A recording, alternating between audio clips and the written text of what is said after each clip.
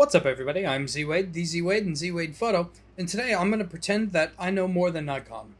Today I'm going to talk about the damage that the YouTube community has done to the Z7 line, and how I think Nikon can fix it. So, first of all, nowhere did I ever see that Nikon claimed that the Z7 series was going to be a replacement, or a Z version, rather, for the D850. I didn't see that anywhere, okay? As far as I know, Nikon never said that, because I haven't heard anybody else say that they heard them say that.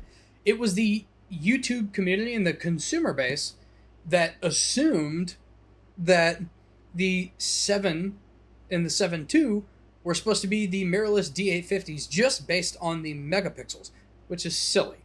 But that kind of seems like that's what happened. Now, if you were to just grab a random thought and try to figure out what Nikon is doing, as if you know better than they do, you might be able to assume that like Z6 600 series, D600 series, Z7, D700 series. But that confused everybody. Surely it can't be that, because the megapixels of those two were the same. Nowhere did Nikon ever say that, they were going to follow a same kind of paradigm as far as resolution goes in the mirrorless system. In fact, what it seems like, especially by now, I mean, hindsight's 2020, is Nikon is doing a completely different thing with the mirrorless system than it is with the DSLR system.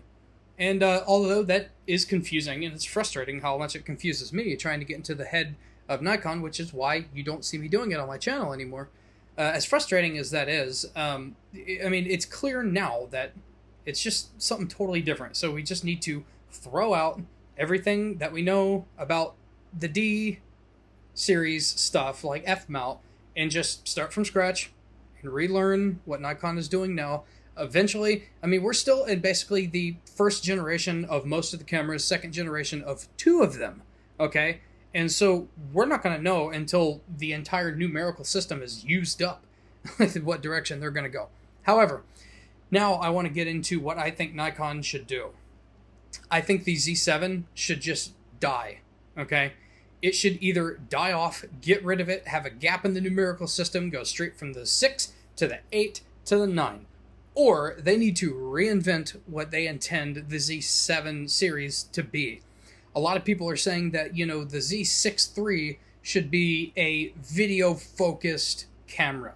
I don't think Nikon users would like that. I think Nikon users really want a awesome balance between the two. I think the Z6 III should maintain the paradigm, right? Nikon said they're done with 24 megapixels, or perhaps somebody assumed that they said that. I don't know for sure. I didn't do the research. But if the new standard will be like, let's say like 33, fine. Let the Z6 III be the lower megapixel. If you insist on doing a Z7 ever again, I think they should rebrand it as a video-centric camera, because the community killed the reputation that the Z7 never got to build. Now, I had a Z7 II, and it's still the finest camera. I haven't got my Z9 yet, right? So this could change, but it's still the finest camera I've ever owned. It's beautiful, right? The resolution is amazing. The speed is good for the resolution that you get.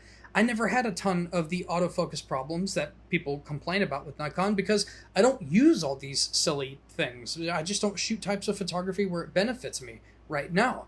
And so the community assumed that it was supposed to be something, and Nikon didn't intend it to be. And so now it just gets the crud beat out of it, right, on YouTube. And I think it'd probably be better to just kill it off, right? Kill it off, leave a gap. After a few years, maybe bring it back as either a huge megapixel camera, right, the biggest, or just make it a mostly, video-centric camera. Give it features that no other Nikon camera has or will have, and it will be totally reinvented at that point, right? I'm not trying to tell Nikon what to do. I'm just saying, wouldn't be a bad idea. It's not your guys' fault. It's the consumer base and, the gray hairs and the big hairs and the sniffers on YouTube that really just kind of killed that. And I'm sorry for that. That's really sad, because that was a fantastic camera. People forget that it got a really, really, really good score on DxOMark, if you care about those things. I don't really put much weight in them, but it's interesting to look at, and they happen to think that it was a fantastic sensor. And it was. I used it. Some of my best shots that I have hanging on my wall were with that camera. I love that camera. But it's dead. It's dead. And it's nobody's fault except the bashers. So, if you can't beat them, then remove the thing that they're beating on, I guess. That's all I'm saying. You already have 2 cameras with 45 megapixels. I'm a fan of diversity. I never particularly liked that the D610 and the D750 had like the same amount of resolution. One of them just had more focus points. That wasn't enough for me to buy a D750. That's why I ended up with a D610 twice. You know, it just didn't seem like it's not that different of a camera. The Z6 II, great camera, not really high resolution, so it wouldn't be my top choice for like product photography. The Z7 or Z7 II would, however, and the higher megapixel, perhaps a Z8, 60 megapixels or whatever it could be, that would be even better for that. But somebody that doesn't want that much resolution would be happy with, you know, something lesser than that. And so if the Z6 II is going up in megapixels, the Z6 III is going up in megapixels, I don't want to see a Z7 III with the same amount of megapixels, or also 60 megapixels, or also 45 megapixels like the Z9. It needs to be different or kill it. That's it. That's all I'm saying. It needs to be different. It needs to have a use case, which it won't. That's not Nikon's tradition, obviously, if we look back to F-mount. But if it's not going to be different, kill it off. Kill it off or make it different. That's all. I understand this may be totally controversial, and I may get a bunch of nasty comments in my comment section unneededly. But you know what? Go ahead. Say whatever you want. Let's have a pleasant conversation about it if we're going to talk about it at all, because I don't really want to talk about gear anymore.